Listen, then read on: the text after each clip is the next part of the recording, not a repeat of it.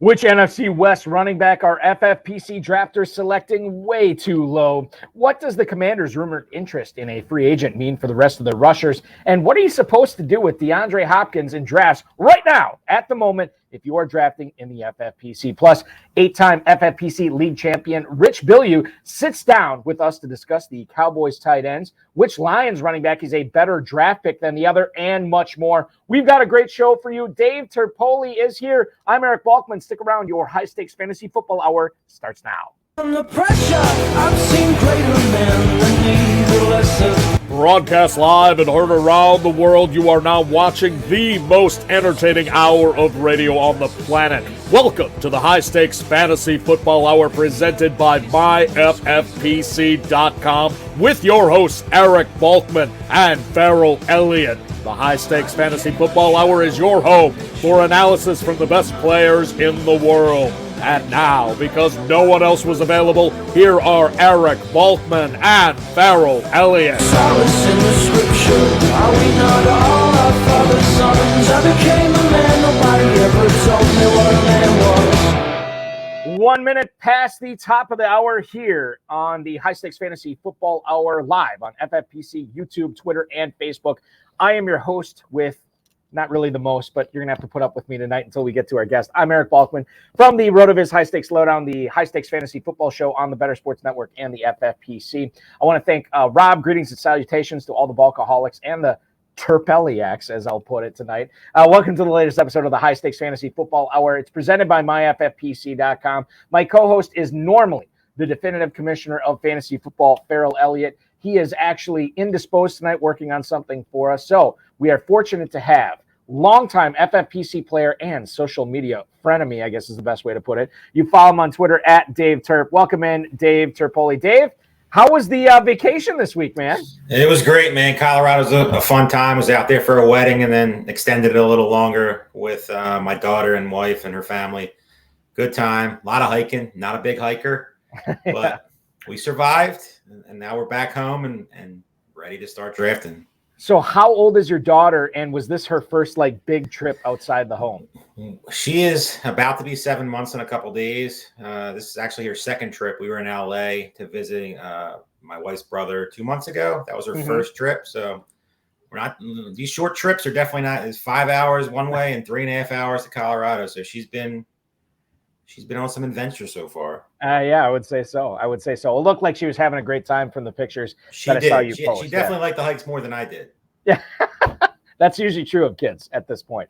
Coming up on tonight's show, we're going to wax poetic on the Baltimore wide receivers, whether Sam Laporta is getting too much hype in the FFPC, and we're also going to have an 8-time FFPC league winner, Rich Bilyew, give us his thoughts on Geno Smith, Jared Goff, his preferred team building strategy in the Fantasy Pros Championship, and much more. As a reminder, you can win $1 million in the FFPC Fantasy Pros Championship this year at MyFFPC.com. Just $350 to enter. You still get that $50 discount if you sign up for a 3-pack. Make sure you're doing that. It has never been this inexpensive, this cheap, as it were, to win a $1 million grand prize with the FFPC. I am commissioning the midnight draft tonight, so if you can help fill that, we'll have a ball. It's going to be great. Make sure you're filling that over at myffpc.com. Don't forget, we have some best ball tournament action going on there as well. You can win $200,000 when you participate in the FFPC best ball tournament, as well as $50,000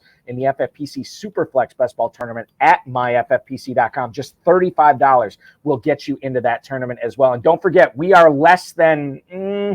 I think about this for a second. We are less than 3 weeks away from the first FFPC main event slow drafts kicking off. Those will launch in early July, Independence Day, and $1 million grand prize as well there. So we will be awarding two separate $1 million grand prizes in the FFPC this year, one in the Fantasy Pros Championship, one in the FFPC main event.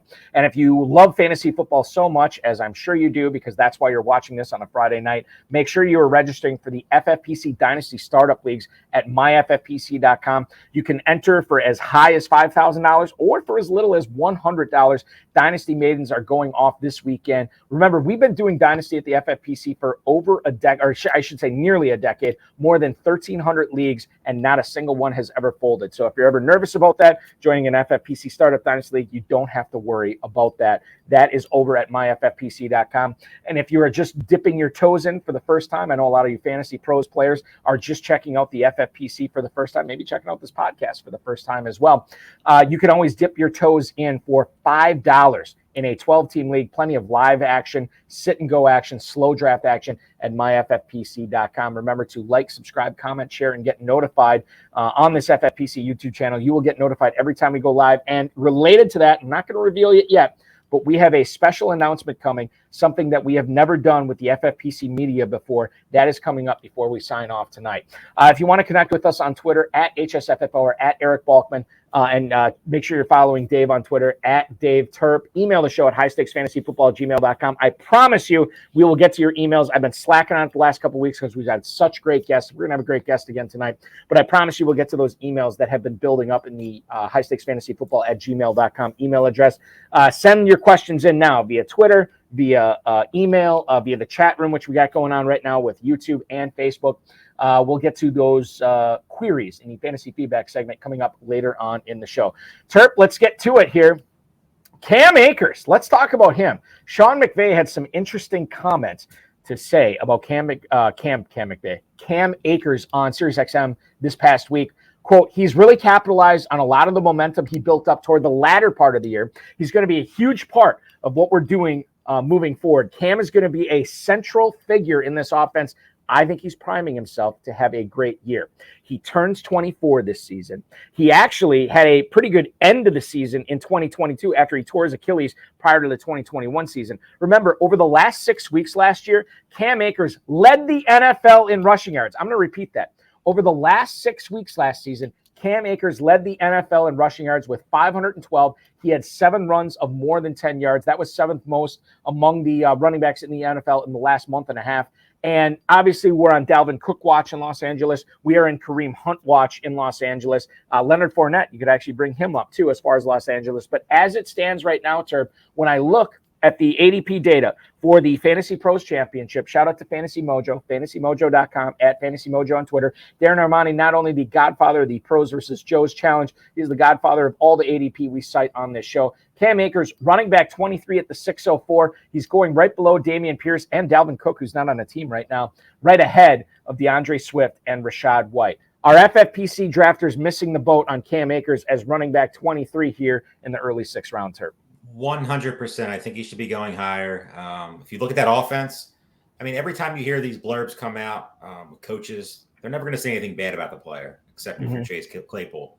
But Cam Akers literally was a monster at the end of the season. They pretty much, he was their offense with Cooper Kupp being out. You know, he ran for 512 yards, like you said, led the league in rushing the last couple of games. And he should be going higher. The only reason he's not going higher is because people are so obsessed with receivers right now. I think by the time late August, September moves around, as we get into a lot more main events, they'll move up around, maybe a round and a half. I could see that because if you look at that offense, who besides Cooper Kupp and Cam Akers can you say I can depend on? Tyler Higbee, maybe, but Van Jefferson, like there's not much. And the running backs behind him, we always talk about like who's the guy behind that could take the carries. On the roster right now, there's nobody. Like nobody. And I'll say this too. We were chatting with Kev Wheeler, who, Terp, I'm sure you've competed against before, from the 33rd team. He was my guest on the High Stakes Fantasy Football Show last night on the Better Sports Network. I saw it on, and there you go. Thank you. It was on the FFPC YouTube, Twitter, and Facebook. So if you missed it, you can go back and watch it. But we were talking about Cam Akers last night, and we were discussing this. And I think there is something to be said for this guy being underrated. You know, he mentioned like the Kyron Williams thing never developed because Kyron Williams got hurt, and obviously Darrell Henderson. He's really just not that good. And you haven't drafted Zach Evans at all, have you? No, I mean, okay. No, just there's no. It's a late round draft pick. Of course, could he turn into something? Yeah, obviously, but is it? Am I worried about him for Cam Akers? No. I mean, I don't see there being anything that the Rams don't really have that much to offer. Like Dalvin Cook, why would he go there? Kareem Hunt, maybe he's just desperate for a team right now, and Leonard Fournette. But I mean, these guys they'll find a team soon, and you just hope they don't find a team that's going to be a pain in the butt for a guy that you're as heavily owned as I am with Cam Akers. I am with you on Akers. I'd be drafting him all day in the early 6th round for sure. I think this is a guy who definitely has the opportunity. This is why you draft now, because you want to get guys that are going to outperform their draft. He's the perfect running back if you're going heavy wide receiver, tight end, or early quarterback. With your first 4 or 5 picks to start your running back room with. I mean, I can't think of a better guy right now. You mentioned Dameon Pierce, Dalvin Cook, who I don't have any interest in no matter where he goes. So Cam Akers, way too undervalued right now, in my opinion. Dalvin Cook's one of those guys, and I know it's not on the rundown, but we should talk about him for a little bit because Kevin and I were talking about this last night. He's one of those guys that I always think, and we'll get into like DeAndre Hopkins in a little bit. He's one of those rare guys that once he signs with somebody, his ADP could actually go down. Because right now we're looking at Cook from a standpoint of, maybe he'll sign with somebody where he's going to get a bell cow spot. There's not really a bell cow spot available right now. Nowhere. And so if Cook does sign with somebody, it's probably going to be in a committee. I think the odds-on favorite is Miami right now. And if he signs in Miami, you got A-Chain, you got Jeff Wilson, you got Raheem Mostert down there. One of those guys are getting cut or traded. And the thing is, too, if Cook does, let's say he signs in Miami, the odds-on favorite, his ADP should go down. It should drop out of the early 6th round. I think his 6th round's nuts for him. I mean, where is a great landing spot for him right now? There's none. There's none. I mean, back to Minnesota is about the only thing I can think of. Austin Martin said that too on the Go That's podcast. The only thing that makes any sense to me whatsoever. That I would say, maybe his should stay at the 6th round. He'll never go up no matter where he goes. Doesn't matter. I would love to see Ezekiel Elliott go to the Vikings and Dalvin Cook go to the Cowboys. That'd be interesting as well. Won't affect their ADP. I would be surprised if Ezekiel Elliott doesn't sign anywhere. And then non-zero chance of that as well. Kareem Hunt, let's talk about him. Josina Anderson, who now covers the NFL for CBS Sports, said that Washington is, quote, making some preliminary inquiries on Kareem Hunt. This is interesting to me because, we've been talking about the last couple of weeks that Ron Rivera has been talking up Antonio Gibson, called him a potential matchup nightmare for the teams that he could be playing with this year. They still have Brian Robinson, who comes in his 2nd year. They drafted Chris Rodriguez this year. And obviously you'd think okay, that's good enough for Washington. They don't need to add another guy. But it's weird to me to think that Washington is, poking around Kareem Hunt right now. I don't necessarily think this is a Kareem Hunt question, even though he'd be reuniting with Eric Bieniemy, his old offensive coordinator from Kansas City. But I think this begs the question, are we overvaluing Gibson? Should we be not looking at Gibson or Robinson? The fact that Washington on the surface is saying, hey, we love Gibson. We think he's going to be great. But now behind the scenes, they're looking at Kareem Hunt. This doesn't make sense. And I feel a little bit skittish about taking Gibson in the 9th round. I hate this news bit. Antonio Gibson is my number 1 overall player owned right now. Wow. Extremely, extremely high on him. I think he's one of the best values. He's starting to move up because all his, these news bits are coming out. That, Rivera, Bieniemy, all this stuff. And, he's starting to figure it out in camp. And Brian Robinson just is an okay running back. He's nothing special. Right. You saw what Jerick McKinnon did last year and running backs, with the Chiefs offense with Bieniemy. Gibson, to me, is just one of the best. Of course, is he going to get it up here? Is the mental part of the game, which he seems to struggle with, outside of nagging injuries. Well, he's got to hold on to the football too. Yeah, he got to hold on to the football too. So, but I'm not worried. I mean, Kareem Hunt would be, definitely something that would be a pain in the butt. But I'm still drafting Gibson if that means Gibson drops a round or 2. I'm fine with that. I just feel like his talent, he was almost a 1st round draft pick. 2 years ago. I mean, he was one of the hottest, preseason names out there. He never really panned out. Last year, he was kind of an afterthought, very average season. But this new stuff worries me, but I'm still drafting Antonio Gibson everywhere. Like I said, he's my number 1 owned player right now. Running back, receiver, tight end, quarterback, don't matter. I'm all in on Antonio Gibson. Go out to the YouTube chat right now. Bill Hollywood chiming in. I didn't think too many people wanted Hunt, quite frankly, for fantasy and in the NFL. Yeah, that's true, Bill. We haven't heard a whole lot of people in on Kareem Hunt at all. Hudson Kern-Reeve chiming in tonight. He said he was actually in a Fantasy Pros draft earlier tonight. He took Gibson as his smart man. Smart man. Absolutely. Well, he's a Ivy League professor. He's got to be intelligent. Hudson's a very, very, very good dude. Sharp drafter for sure. And I think and I'll tell you this right now, Gibson and Robinson are actually going back-to-back in Fantasy Pros championship drafts. Brian Robinson, 812 is running back 33. Antonio Gibson, 902 at the running back 34. Let's get into DeAndre Hopkins here. Mike Reese is reporting that Hopkins is quote, in no rush to sign following his visit to New England, a 2-day visit with New England. He left his Wednesday, Thursday visit. He left it on Thursday without a contract. Seems like he is still searching out for money. But Terp, the thing that we have to look for right now at this stage of the non-playing season, a lot of these teams don't have the cap space to spend big on a free agent. They're already capped out. So I don't know what kind of bag he's going to get right now. The question here, and this is the $1 million question, because this could last deeper into drafting season right now. DeAndre Hopkins, wide receiver 20 at the 409. What do you do with him there, knowing that he is going right behind Amari Cooper, Keenan Allen, and Deebo Samuel, and he's going right ahead of Jerry Jeudy and Christian Watson? How do you handle Hopkins in drafts? Just another ADP that I don't understand right now. I mean, what's best case scenario? Everybody wants him to go to Kansas City. Everybody wants him to go to Buffalo, but Buffalo and Kansas City aren't going to give him what he wants. He wants money. He can say all he wants about winning, but he cares about money more. Mm-hmm. That's why if you didn't care about money, what are you going to Tennessee or New England for? Neither of them are winning anything. So I think Cleveland's interesting. Cleveland's definitely interesting. Cleveland would be a great spot for him. Reunite with Watson. I mean, it just comes down to he's not a guy that I've been targeting much. If he goes to Cleveland, that hurts everybody. Mm-hmm. It helps Deshaun Watson, but it hurts everybody else, considerably. Amari Cooper would fall. Elijah Moore would fall. The rest of the, Peoples Jones, guys like that wouldn't even be draftable at this point. So I said that Hopkins would go to New England. I still stand by that he's going to go to New England. And if he goes to New England, I just don't see, unless Mac Jones takes that next step with Bill O'Brien, which could possibly happen. That division is a tough division. The Patriots are, my opinion, the worst team by a good margin in that division.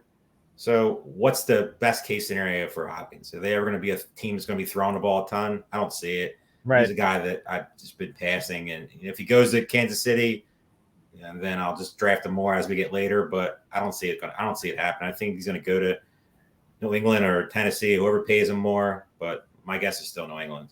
You draft guys who are not on teams right now for the value that could present for you later on in the tournament.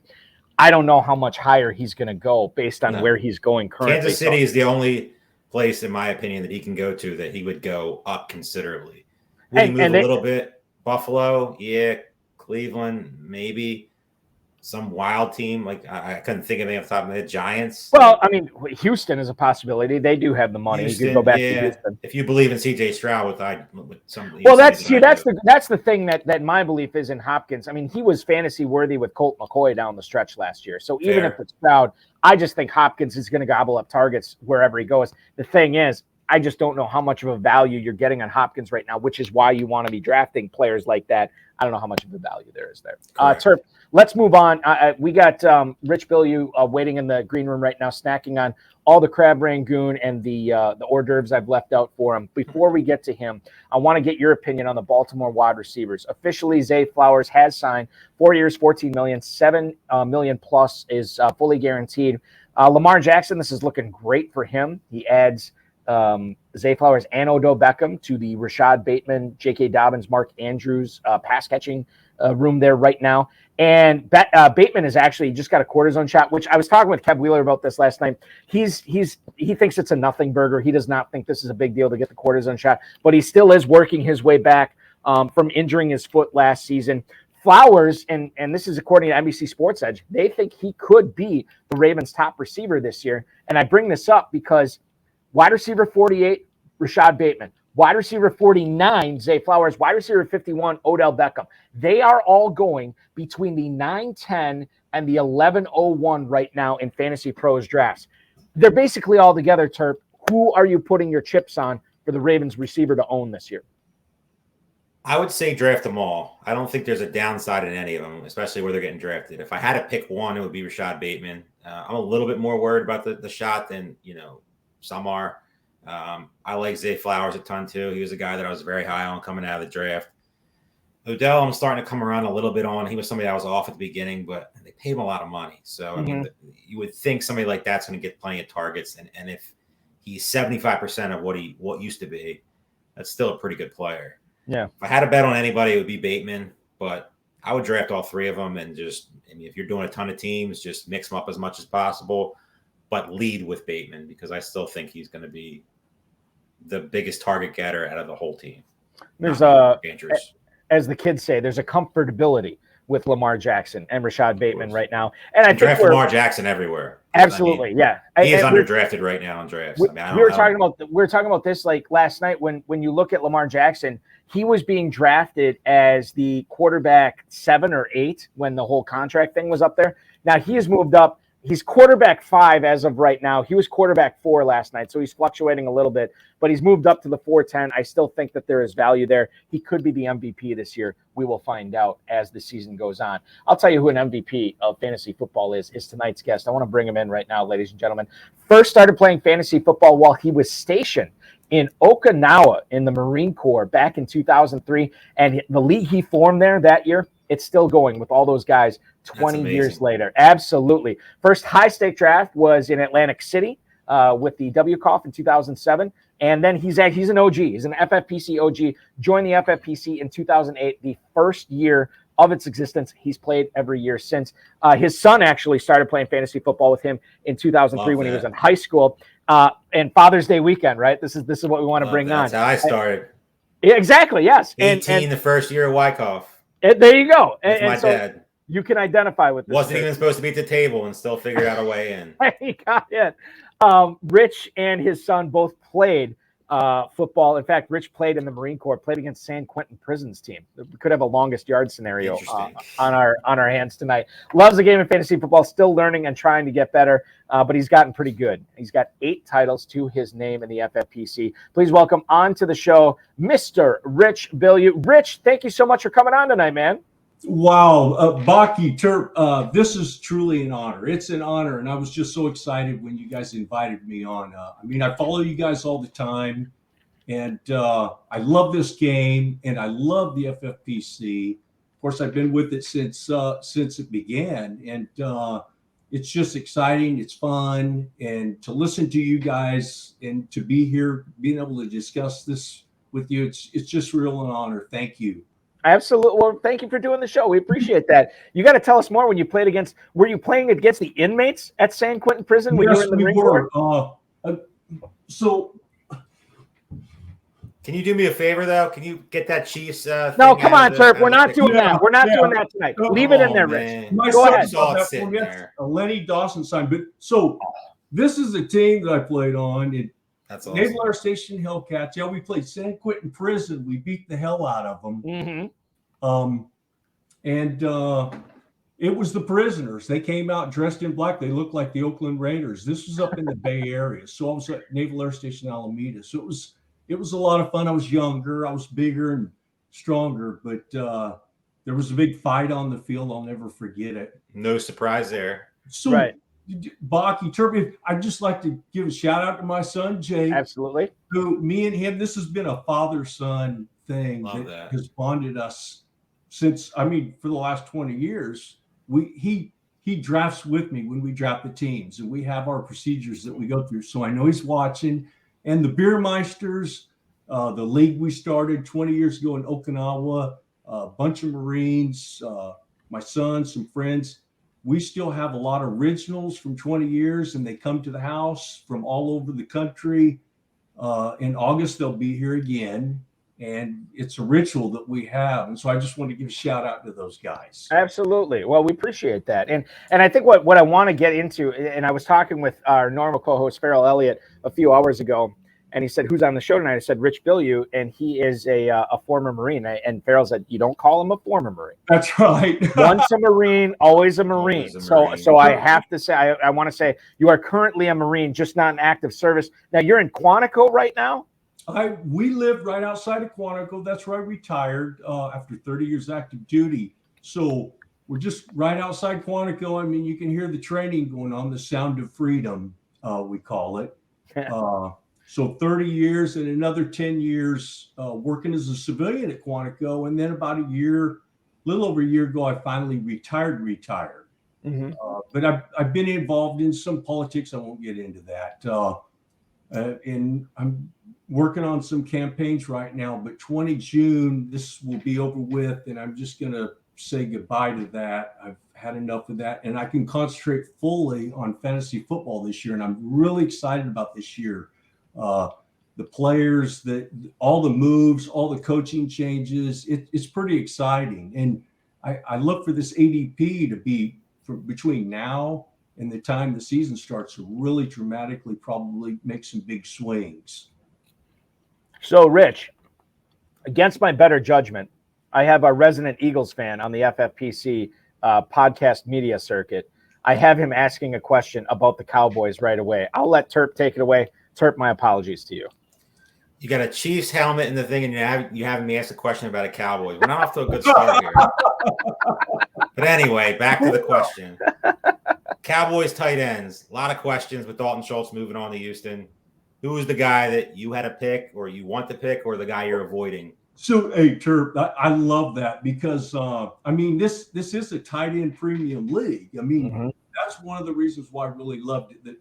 The two flexes and the tight end premium, it just kind of opened up just multiple options, strategies. So tight ends are very valuable. And I like Jake Ferguson. I think Dallas let Dalton Schultz walk because they knew what they had in Ferguson. And if you look at the two guys, I mean, look at their draft capital. They're both drafted in the 4th round. They're both the same height, same weight. They both run the same 40, 4.7. But if you look at Schultz, when he came out of Stafford, I think he had 22 catches for about 200 yards. Whereas when Ferguson came out of Wisconsin, 46 receptions, 450 yards. So he had quite a pedigree when he came to Dallas. And he passes the eye test. I think, of course, they're going to have Schottenheimer's going to be the offensive coordinator there. But if you look at the targets, I think Schultz leaves behind about 89 targets. And the Cowboys went out and drafted Schoonmaker. But even though they got him in the 2nd round, he looks like a project. And rookie tight ends don't typically just jump right in. I think that Ferguson is going to snap up every one of those targets that Schultz is leaving behind. Prescott loves his tight end. I think it's kind of a security blanket for him. But yeah, I've drafted Ferguson. I try to get 3 tight ends if I can. If I can get a tight end late, like Ferguson is going in the 17th round right now, the ADP.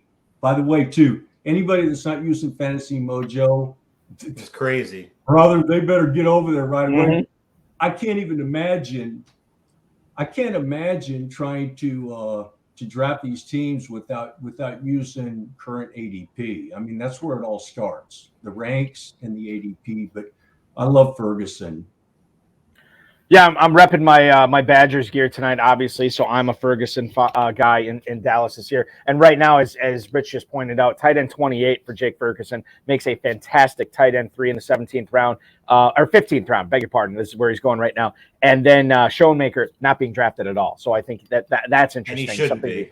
Yeah, I'm on board with you guys. I'm not Schoonmaker. You want to talk dynasty? Okay, but redraft, I'm not on board with him.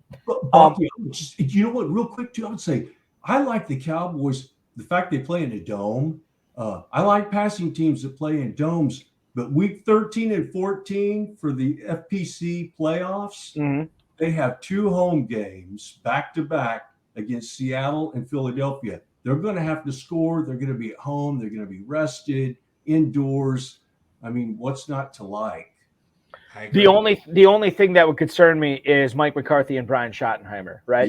Yeah. Because if they can get out of their own way, and maybe it's best for the team, I don't know, but for fantasy purposes, it sucked seeing Kellen Moore go to Los Angeles because I wanted to see unlock CeeDee Lamb, Michael Gallup, Brandon Cooks this year, obviously as well.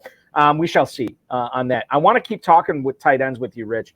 And David Njoku is kind of guy. We kind of were talking about Cleveland earlier. Why should FFPC drafters not be forgetting about this guy as a potential starting tight end for him this year? Oh, I love that guy.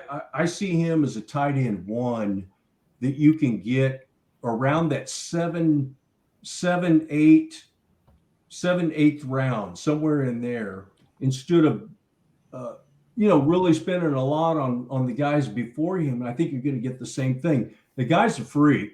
I mean, I didn't realize that he had only spent 2 years in college at Miami when he came out. So this guy, he got kind of a late start, just 2 years in college, but 4.6 40. He had a 40-inch vertical, and he's built like a brick house. So he has all the athletic ability. And I really, really think Deshaun Watson, he laid an egg at the end of last year, but the guy hadn't played football for like a year and a half or something, and they threw him right in the middle of the year. What do you expect?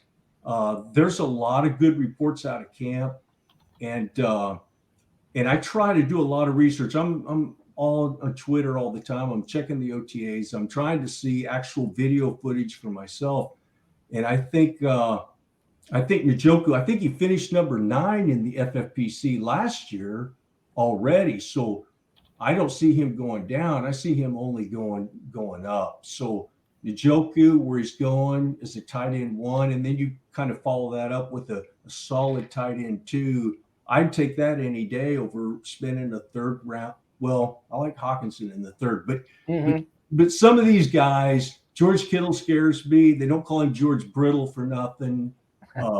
Goddard, he got hurt last year, and there's so many mouths to feed there. Kyle Pitts, I'm sorry. I know a lot of guys love him. I'm not drafting him. I'm with sorry. you. I mean, he's coming off of a bad injury. He's playing in a team that wants to run the ball. London's there. They drafted a running back. They want to give Idiot head coach. Exactly. So Njoku, he makes sense to me. I'm just looking at this. Njoku 1, 2, 3, 4, 5, 6, 7, 8, 9. He was tight end, I think 12 last year in FFPC scoring. He had 50. I'm looking at. I believe I'm looking at FFPC scoring right now. I could be wrong.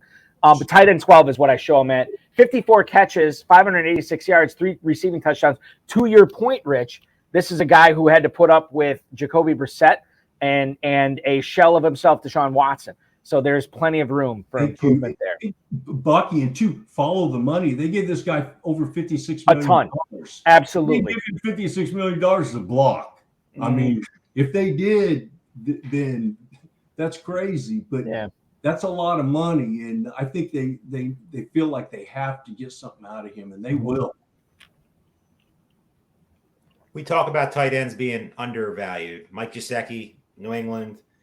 New offensive coordinator, Bill O'Brien. Are fantasy pros, drafters sleeping on him right now?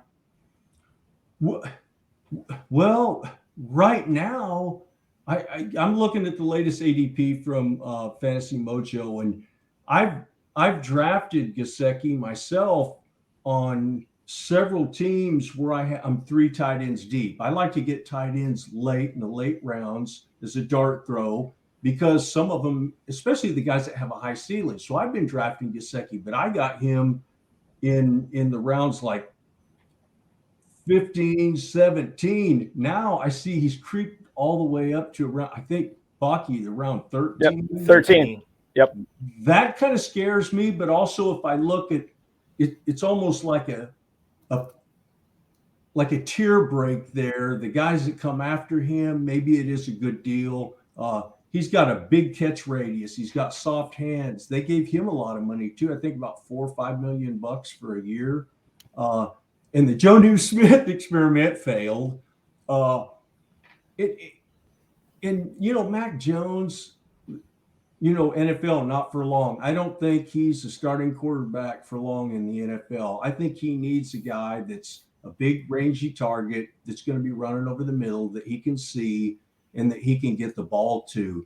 Gesicki could very well end up being the number 2 receiver for Miami, for New England. Yep. New England. But I mean, that's not saying much. You look at the rest of the receivers in New England, they're awful. I mean, they brought Juju in, and I drafted him on a couple of teams I wish I hadn't of, because now he's got a knee problem, I guess. But I think there's a lot of upside there. I would caution about not paying too much for him. I tried to get him after round 13th if I could. Yeah, and he could dip yet. I mean, obviously that's especially if Hopkins signs in New England, then all of a sudden you'll get a dip on Gesicki as well. Yeah. Rich, I want to go to the chat room right now. Our resident Ivy League professor, Hudson Kern-Reeve, wants to know a realistic projection for Dalton Kincaid, who is currently in the Fantasy Pros Championship, being drafted as tight end 11. He's going off the board at 902. He's right behind. No, he's not right behind Isaiah Likely. My apologies. That was I would hope not. No, he's not. He's absolutely not. It's I need to work on my sorting game here on this data from Fantasy Mojo. He's going right behind the aforementioned David Njoku, and he is going basically right at the same spot as Chiga Okonkwo in Tennessee. What are your thoughts on Kincaid? Dave the Dizzle Gerzak is saying it's a stab in the dark. Who knows? He also says 45 catches for 500 yards and 4 touchdowns is considered great. Is that what you'd be looking at for Kincaid this season? I would look at maybe is his ceiling, but I'm not willing to bet on him right there. I take on Okonkwo, or I'd take a chance on Schultz after that. There's so many mouths to feed there. Mm-hmm. I mean, there's just a lot of guys there. And Knox, I know Knox has got some kind of an ailment right now and everything, but he's not just going to go away. And they like to spread the ball around. I think they drafted him high, and everybody's kind of overthinking that. He was a value, and they're looking at him down the road, having a good, solid guy because he was such a value. But I don't think people should be thinking that Buffalo said, oh, yeah, we're going to get him and make him the centerpiece of our offense, and he's going to get, 20% of the share. I haven't drafted him yet, and I'm probably not going to because of where he's going. If at that range, I like Okonkwo a lot. Mm-hmm. I really like him. I think he's going to shock a lot of people. Schultz could be a target monster at Houston, but also, I mean, there's some guys there really, and we're going to talk about them later, but there's a couple of guys in other positions in that round that I would take before I take Kincaid. I'm just not willing to take that chance. I can't remember. My apologies to whoever told me this. It could have been Alex Core from Draft Sharks, but he said, if it's true that Kincaid is being drafted as a slot receiver, he's going to hurt guys like Khalil Shakir. He's going to hurt guys like Gabe Davis and Deontay Hardy and all these guys. Dawson Knox should not be affected because he's going to be out on the field just as much as he was before, as Dizzle's pointing out in the chat room right here. So maybe we're overrating the plunge of Dawson Knox, we're overrating that and overrating the impact that Dalton Kincaid is going to have on Knox too. That's something to think about as well. Right. All right, I want to get into this here. Jahmyr Gibbs right now is going in the 3rd round of Fantasy Pros Championship drafts. Yet David Montgomery is falling all the way to the 7th round. Remember, the Lions gave $11 million guaranteed to David Montgomery, although they did draft Jahmyr Gibbs with the 12th overall pick, and reports were that they were willing to take him at 6 as well.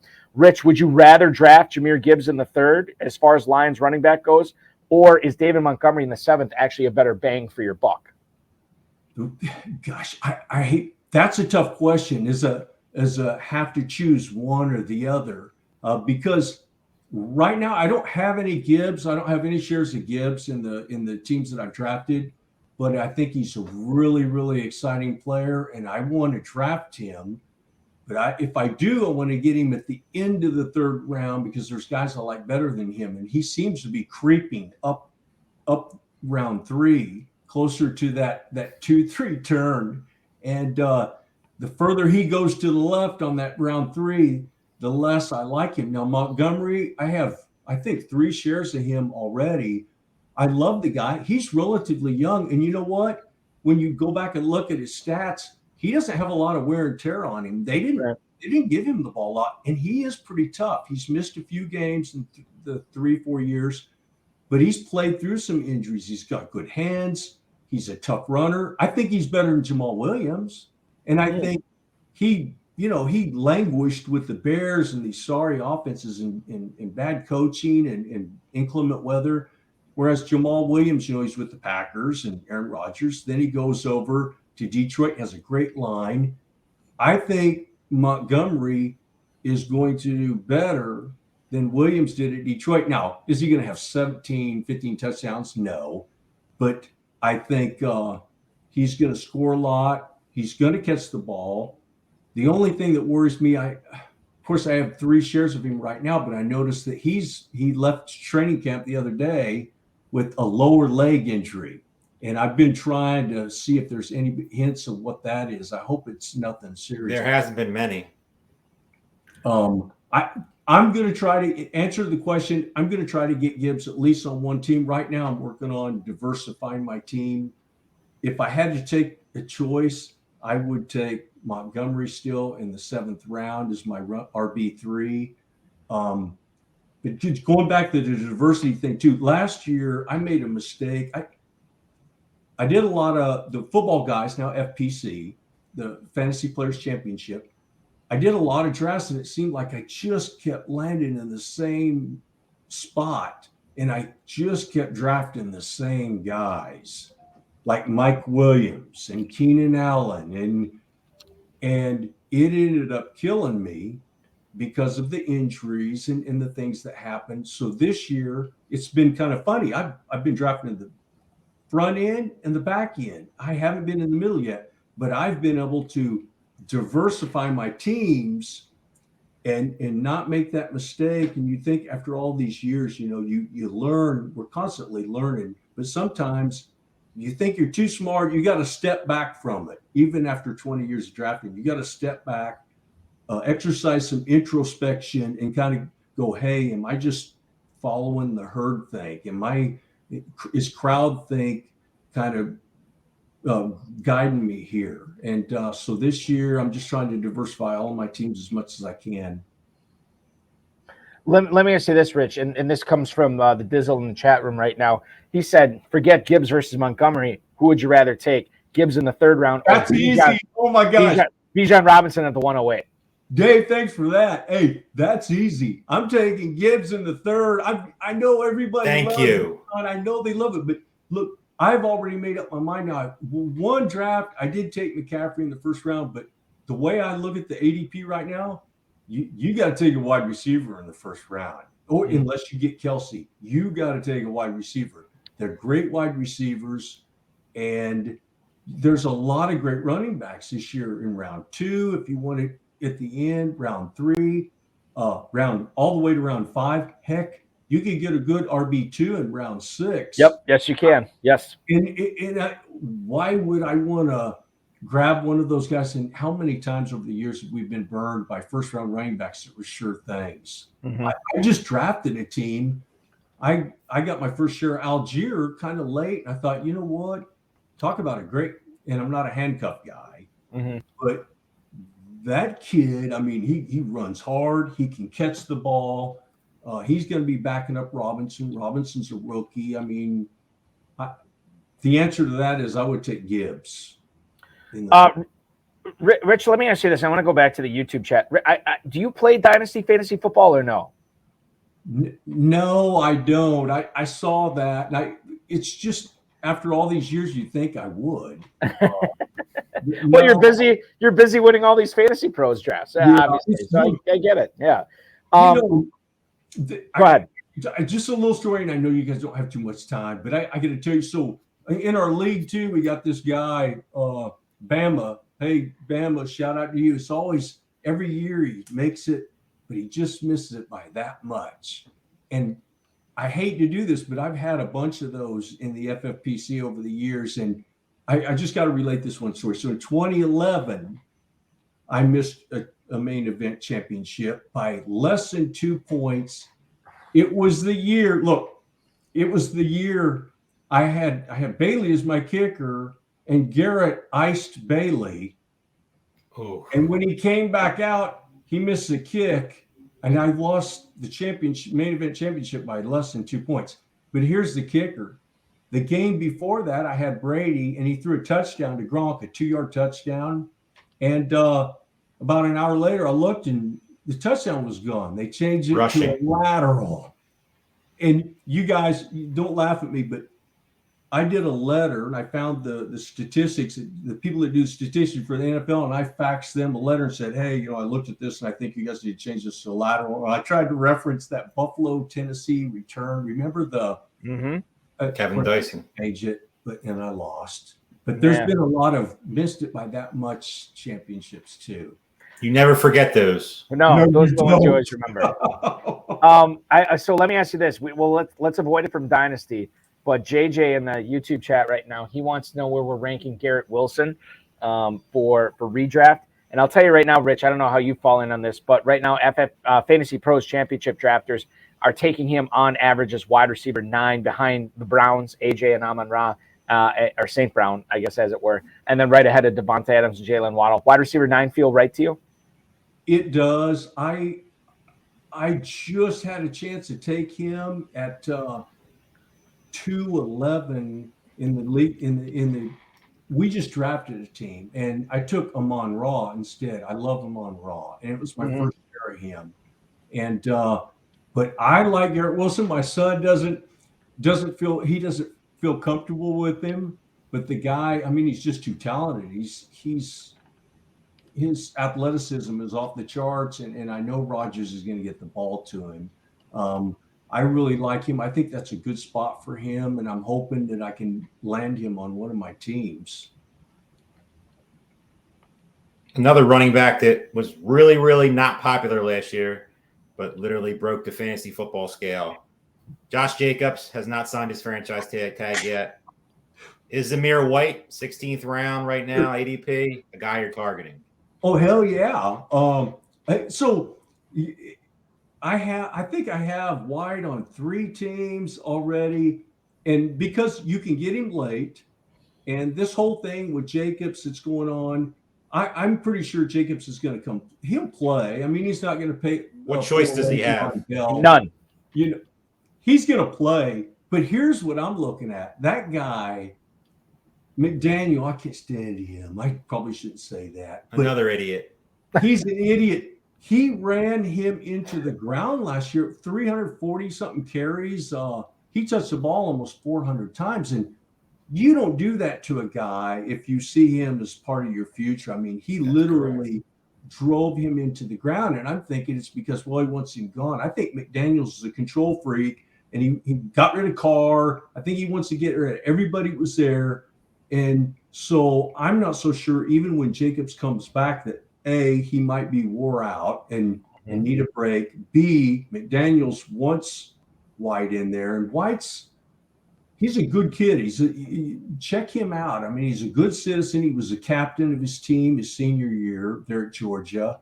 And they call him Zeus for a reason. Pretty sure he was the number 1 recruit coming out. I think that's right. Running back wise. Yep. And he's just a real soft-spoken guy. I think McDaniels would love to have him be the number 1 guy. So that late, you can take a stab at the guy and hold him for a couple of weeks and see what happens. And who knows? I mean, I think it's a value because of the ceiling at that round. I want to ask you about this as I'll let everybody know on the YouTube chat. I'm going to pop it up on the screen here in a second. But right now you're looking at Zamir White as far as his ADP in the Fantasy Pros Championship. Running back 65 at the 1602. You can feel free to load up on him. I'm with you on that, Rich, for sure. I do want to get back to a question in the YouTube chat from Hudson Kern Reeve. Is DeAndre Swift being underdrafted just right, Goldilocks, or overdrafted right now? And then that we got a cavalcade of comments after that. Bill Hollywood, who is a big Lions fan, says Swift is a bum. The Dizzle is definitely on board with Swift being a bum. Dave's been drinking a lot tonight, I think. I come on. Come on, man. Well, listen. Are you a Swift guy? No, he's I'm an an Eagles Eagles guy. fan. He's an Of course Eagles I guy. am. That's why. Non-biased, I'm definitely a Swift guy. I think he's being underdrafted right now. He's going in the mid-6th round, isn't he? Look, running back 24 at the 607. Yes. I don't trust the Eagle running backs. They remind me of the 49er running backs. I mean, they still got Gainwell there. They got Boston Scott there. They brought Penny in. Hurts runs they get on the 1-yard line. Hurts is sneaking it in. There's so many weapons there. And it's not because of the fact that Swift, he just couldn't make it in Detroit and he was always hurt and everything. I just think that the situation he's going into, he's not guaranteed anything. And I think you could be starting that guy every week and he could blow up with a couple of big plays, but he might also kill you because They bring Boston Scott in, or they get on the 1 yard line and Hurts sneaks it in, or they look for Goddard on a play action. In the 6th round, guys, I'd take Rachaad White before I took him. I know Cam Akers isn't going to be in the 6th round anymore with the news that's coming out. He's going to fly up. But yeah, either that or I would try to get one of those receivers like Treylon Burks. I love him. Brandon Ayuk, I love him. Yep. I can't see my roster builds drafting DeAndre Swift. I think he's going too early. That's my answer. I don't know if you have a good answer for this, Rich. Maybe you do. I feel like I've been bringing this up on the show a lot because I'm trying to hammer it down for my own personal game. You have a favorite Giants receiver this year? We found out the news today that Jalen Hyatt's running with the 3s, which I guess isn't a surprise. I don't know how long that's going to last, but your favorite Giants receiver in Fantasy Pros championship drafts this year, sir?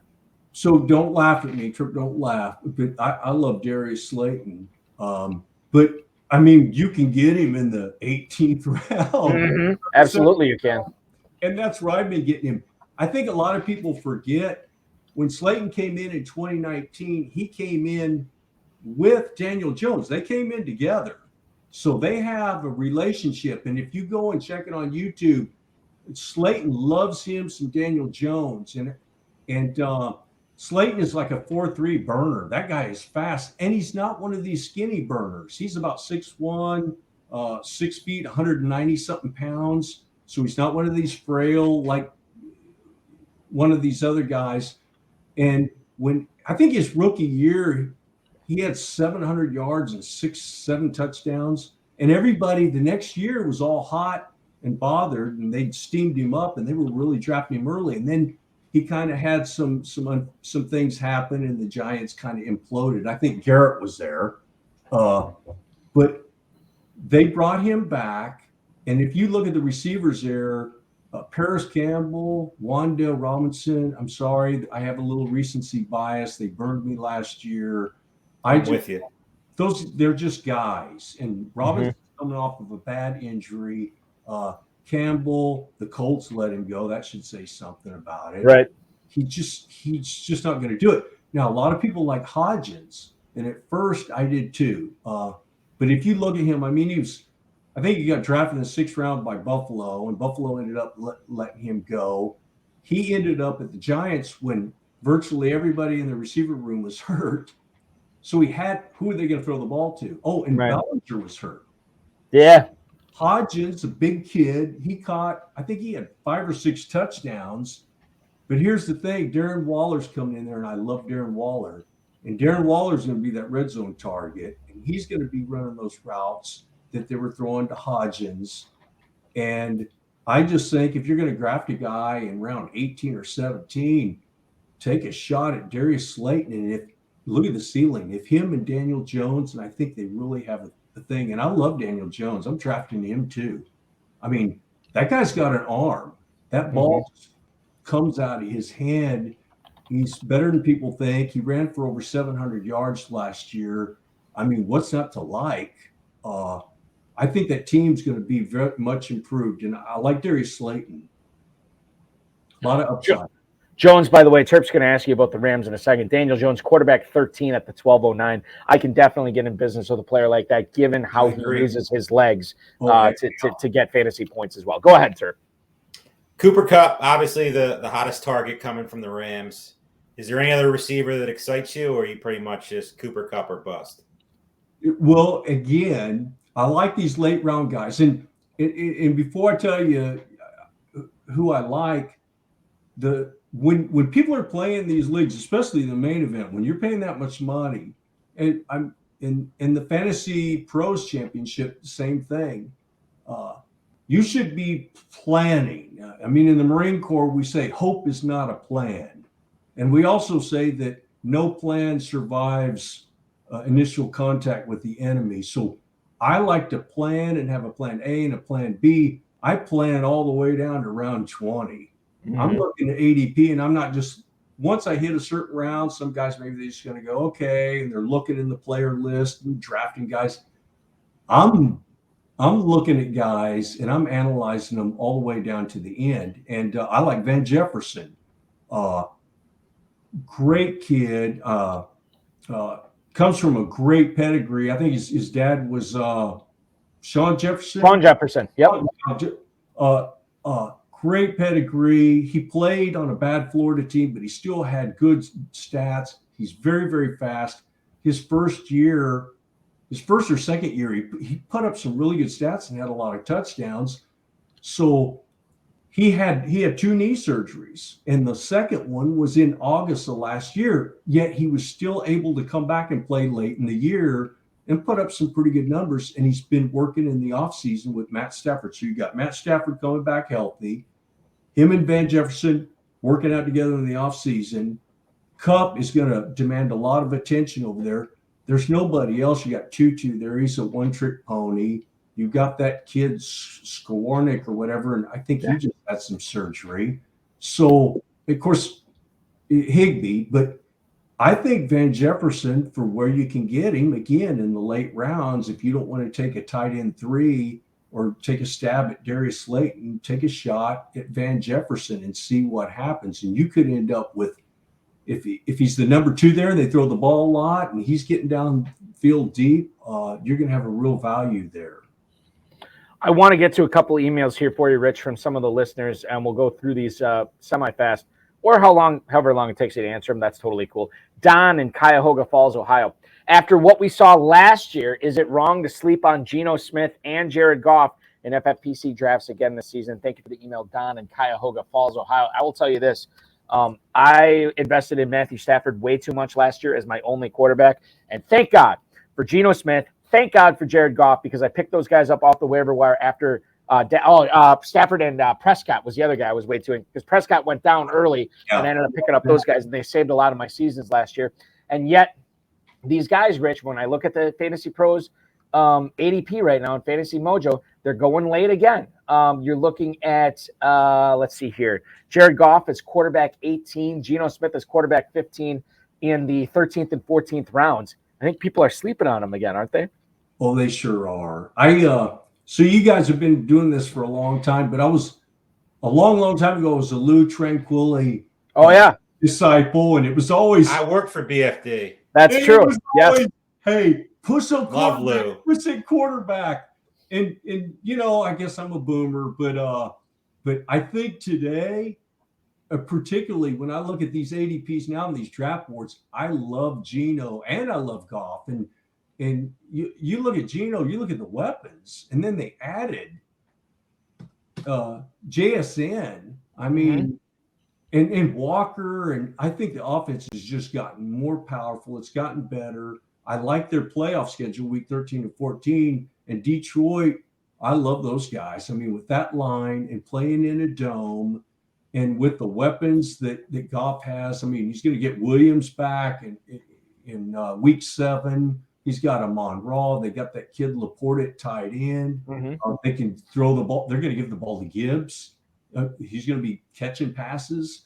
I love those guys. I mean, if nothing else, a quarterback too. But you know what? If you really got some big brass ones and you want to be a Lou Tranquilli, you want to push it to the limit, you grab one of those guys late, stock up on your running backs and receivers, and get a top tight end, and then get another QB2. Don't wait too long. And I think you're going to be just fine. I have Geno on several teams and Goff on several teams, but I've paired them with other guys. Let's go back to the YouTube chat right now. Dizzle wants to know from you, Rich, do you avoid character risk type players like Odell Beckham and place a premium on supposedly high character players? Let's talk about this. Dave, I love the questions. And I'm glad you brought this up, because one of the things we try to analyze these guys and we try to rank them, and we look at past performance, we look at athletic ability, and then of course we try to figure out if the coach is going to play him. You can see the guy's great, but is the coach going to play him at all? But one of the things that I do, and it sounds ridiculous, but I research these guys. I'm on YouTube, I'm on Twitter, I'm everywhere. I want to see them talk. I want to see what kind of intellect they have. Are they going to be able to to figure out the offense and really play it? Are they going to get along with the coach and the rest of the players? Or are a guy that worries me is Pickens. I think he's a diva. And I wouldn't be surprised if he got kicked out of a game or if he had problems. He's a great talent. But yeah, so character risk guys, I look at that just like coaches and managers look when they draft their teams and they bring them in and they interview them. I'm trying to find what kind of a person they are, because I don't want to draft a guy that's going to go off and, and get benched or get kicked off the team or get in trouble. And plus, Odell Beckham, man, I mean, the injuries, let's throw those in there too. I won't be drafting him. Mm-hmm. I don't know why Baltimore signed him and gave him that money. I think it's crazy. It's a lot of guaranteed money. A lot of guaranteed money. I don't get it. Let me ask you this, and final question here before Turf asks you the final question. So I guess this is the penultimate question. It comes from Tyler in Zeeland, North Dakota. What's up, Rich? Do you have a set team construction method or end result that you like to operate under in Fantasy Pros drafts? Best wishes in crushing it this year. That's Tyler in Zeeland, North Dakota. Thank you, Tyler, for the email. I don't, I've asked this question from a lot of players, Rich. Do you like to have this many quarterbacks, this many running backs? I know you kind of alluded to you like to have 3 tight ends in the Fantasy Pros drafts.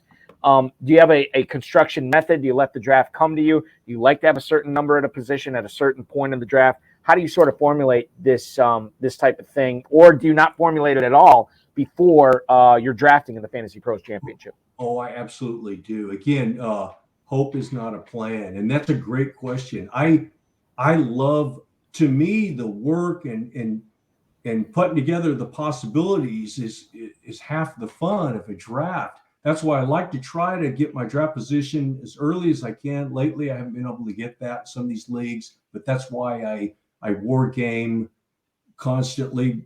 I'm always looking at the most current ADP, and as soon as I get my draft position, I know the current ADP by heart.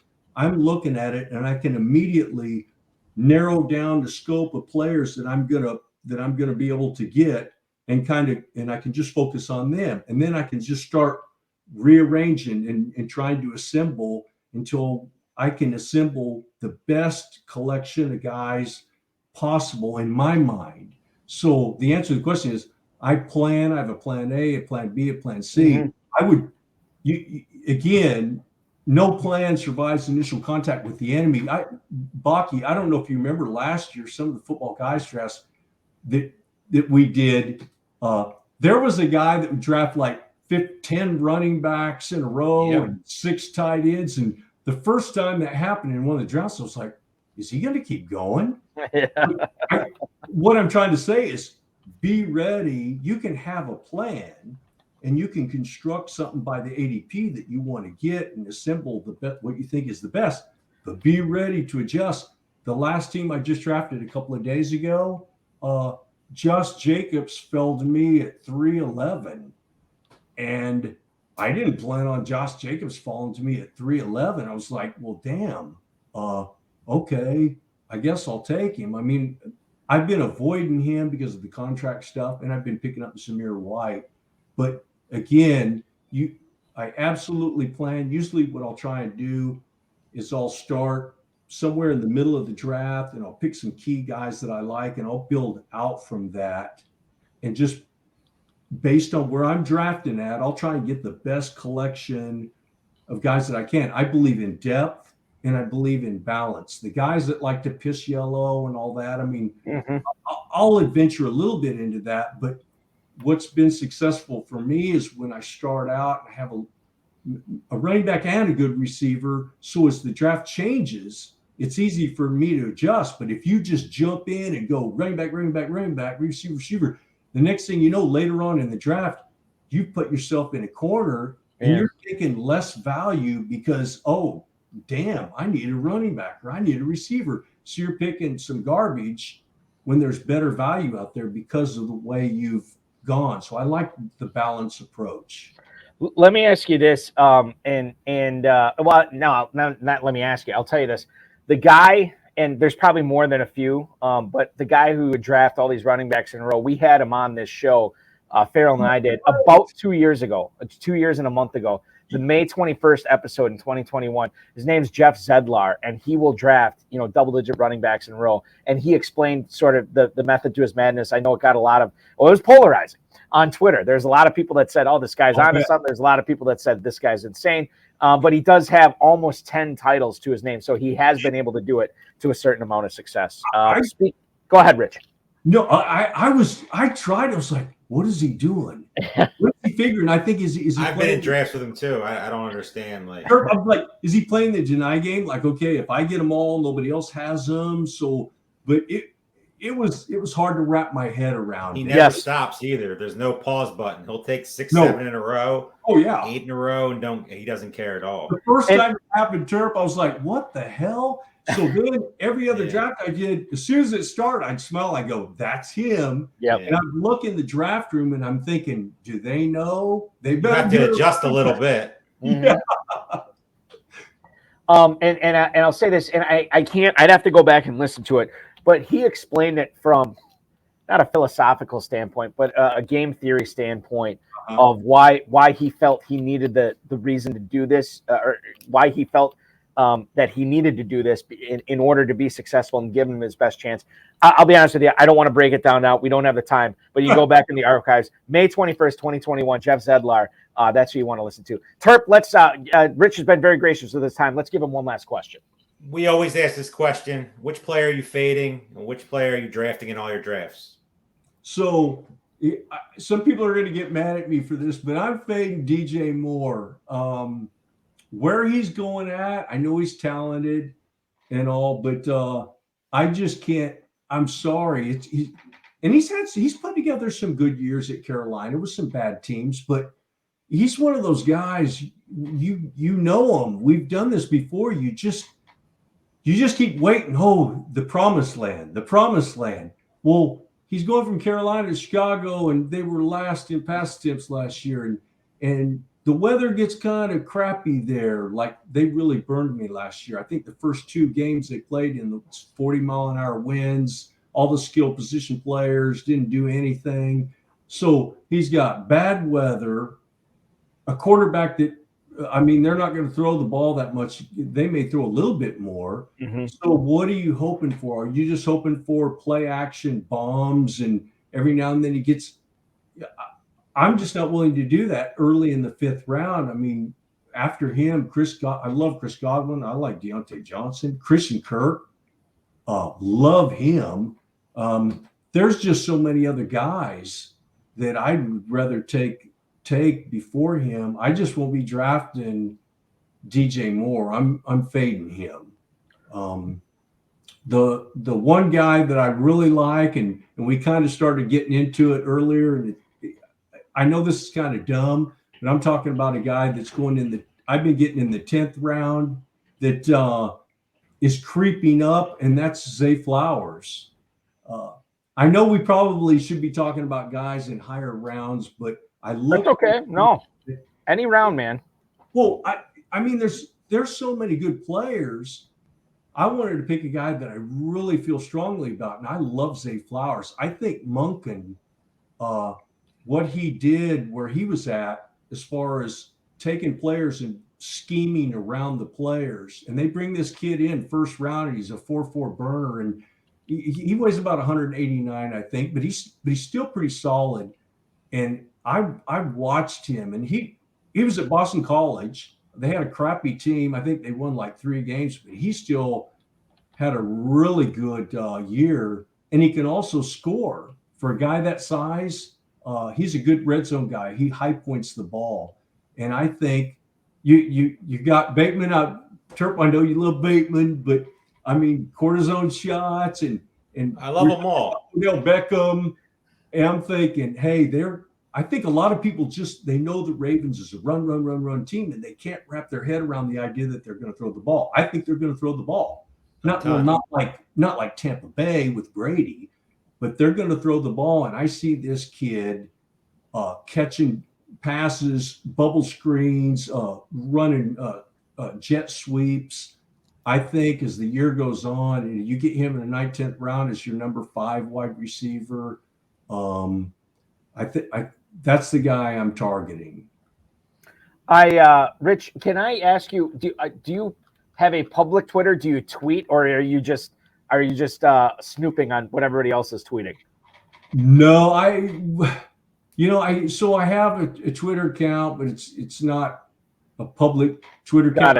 Okay. You have to have it to research. I mean, you can't have it and play fantasy football. I think you have to have one to be able to research and go what's going on. But because, like I said, because I'm involved with some politics out here, it just was best that, I get it. And so you will remain incognito on the social media, but perhaps you won't be incognito come January if you cash that $1 million grand prize in the Fantasy Pros Championship. We'd love to have you back on here. You're getting rave reviews in the chat room right now, rave reviews from me and Terp as well. This was so enlightening. I loved hearing your approach to game theory, your approach to drafts, and then obviously your player analysis was impeccable tonight. We really appreciate it.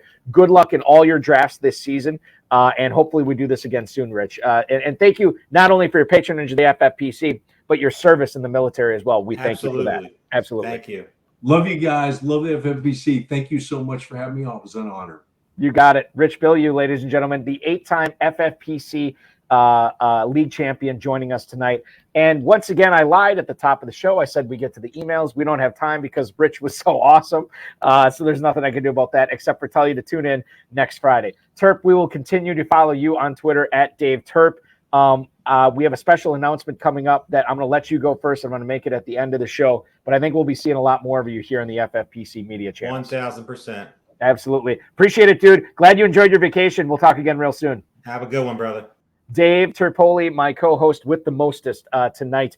Thanks to Rich Bilyew, Dave Terpoli, the FFPC, Rob Rice, and of course, each and every one of you. We return live next Friday at 10/9 Central. In case you missed it, you can watch yesterday's The High Stakes Fantasy Football Show on Better Sports Network on any of the FFPC social media channels with yours truly and the 33rd Team's Kev Wheeler.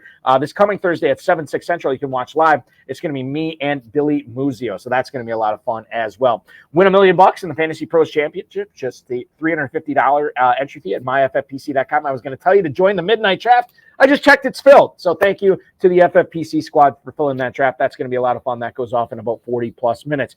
$1 million grand prize up for grabs in the FFPC main event, $200,000 in the best ball tournament grand prize, and $50,000 in the Superflex best ball tournament. All those, myffpc.com. Remember, $125 to join the best ball tournament, just $35 to join the Superflex Best Ball Tournament. Register for Dynasty Startups. Once again, $100 all the way up to $5,000 as far as the entry fees go there. More than 1,300 leagues over the course of nearly a decade. Not a single one has folded. The FFPC is your home for Dynasty Fantasy Football, as well as slow, live, sit-and-go best ball options, all at myffpc.com. Like, subscribe, share, and get notified so you make sure that you are seeing every single time we go live on this FFPC YouTube channel. A happy birthday to former guests of the show, both Stacy Perez and Steve Parator, celebrating birthdays today. Happy birthday to you. Happy Father's Day to all the dads. My dad does not with us. I have a zillion shows. This is one that he does not watch because he is not a fantasy football guy, but I want to wish him a happy Father's Day. I'll see him on Sunday as well. Ladies and gentlemen, thanks so much for watching. Your Father's Day weekend officially starts now.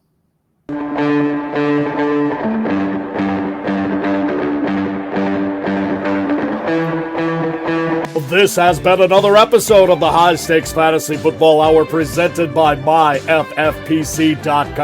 It was broadcast live and was watched around the world. Balky and Farrell will be back next week with more analysis, more interviews, and more advice from guests much smarter than they are. Thanks for watching, and we'll talk with you again next week.